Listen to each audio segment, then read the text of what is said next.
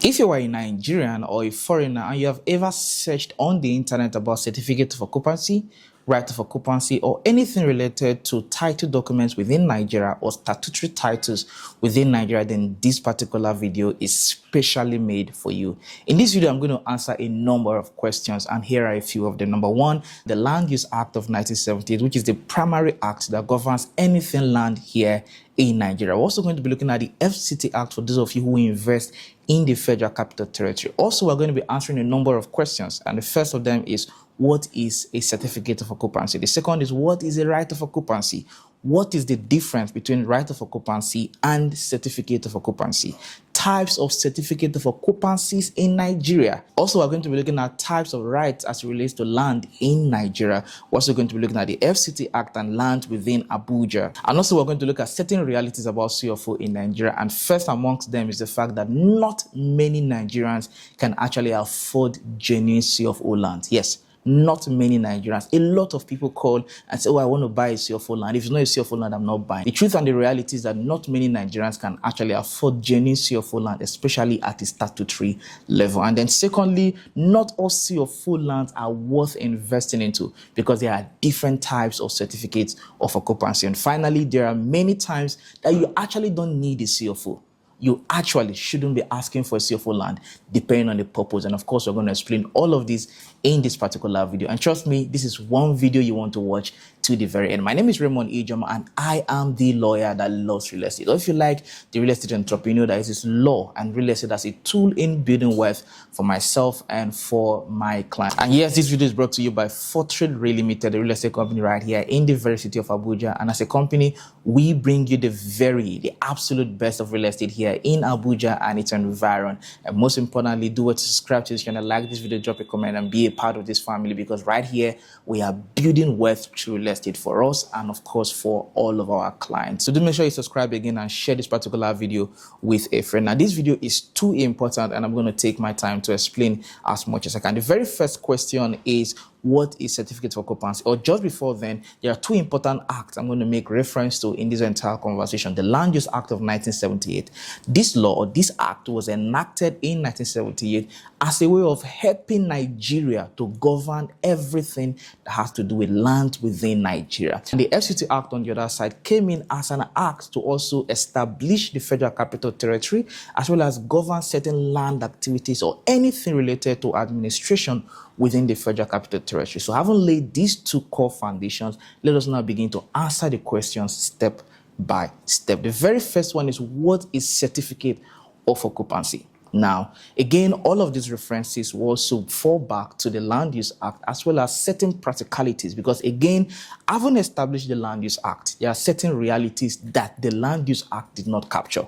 As a matter of fact, some lawyers or some of my colleagues will say that the Land Use Act was more of a problem than a solution, but that is their opinion. But then there are certain realities that the Land Use Act did not capture. And as a matter of fact, we have to fall back to judicial precedents to be able to deal with some of these realities that the Land Use Act brought but did not properly capture within the document itself. First, what is the CFO? The CFO is simply the certificate of occupancy. Now, underline the word certificate and of course underline the word occupancy. Now, the next quick question is, what is right of occupancy? One thing you must understand in establishing the difference between the right of occupancy as well as the certificate of occupancy is that the certificate evidences the right. In other words, the certificate is the proof of the right. Now, I'll give you a practical instance. As I introduced myself earlier, I said that I am a lawyer, but you don't have any proof to show that I am a lawyer. And at that particular point in time, my certificate, my LLB, is the proof that I am a lawyer. And of course, the extra certificate that was given to me at the law school. In other words, that is the proof that I am a lawyer. In the same vein, by the intent of the act, the right of occupancy is the right itself, while the certificate is the proof that you actually possess the right to occupy that land. But then there are practicalities and realities as of today that are not fully captured in the Land Use Act. Let me read the act to you. Section 9 of the Land Use Act talks about the certificate of occupancy, and subsection 1 says, it shall be lawful for the governor, A, when granting a statutory right of occupancy to any person, or B, when any person is in occupation of land under a customary right of occupancy and applies in the prescribed manner, this is applied certificate of occupancy.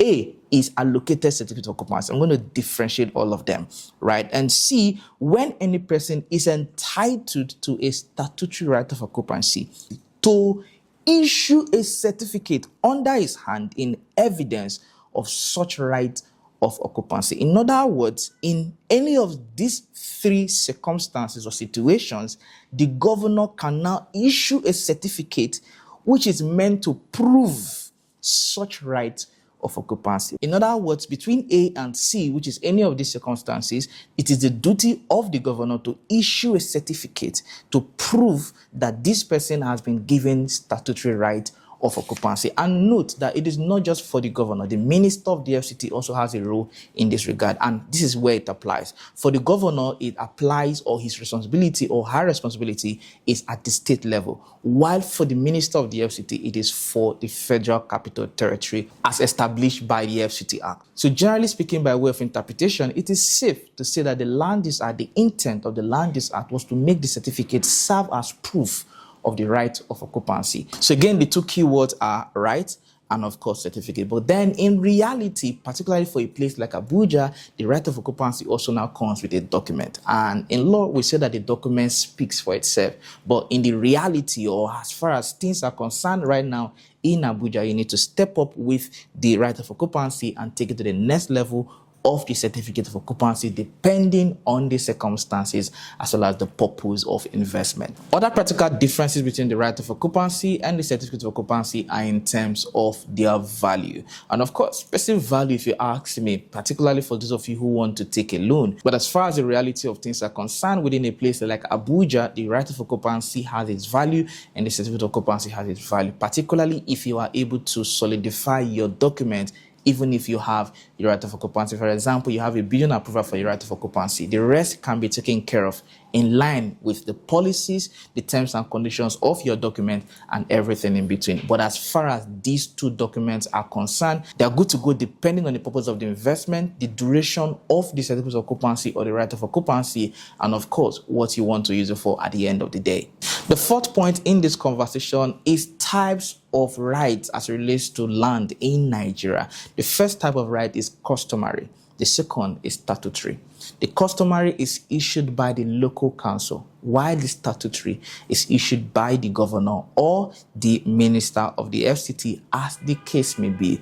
But one thing you must understand that is quite peculiar in this conversation and very important as well is the jurisdiction that each of these parties can issue allocation or give rights. Now, Section 1 of the Land Use Act of 1978 provides that subject to the provisions of this act, all land comprised in the territory of each state in the federation, remember FCT also applies, right, is hereby vested in the governor of that state, and such land shall be held in trust and administered for the use and common benefit of all Nigerians in accordance with the provisions of this act. Now, Section 2 of the same Land Use Act provides that all land in urban areas shall be under the control and management of the governor of each state, and of course, again, the minister of the FCT, right?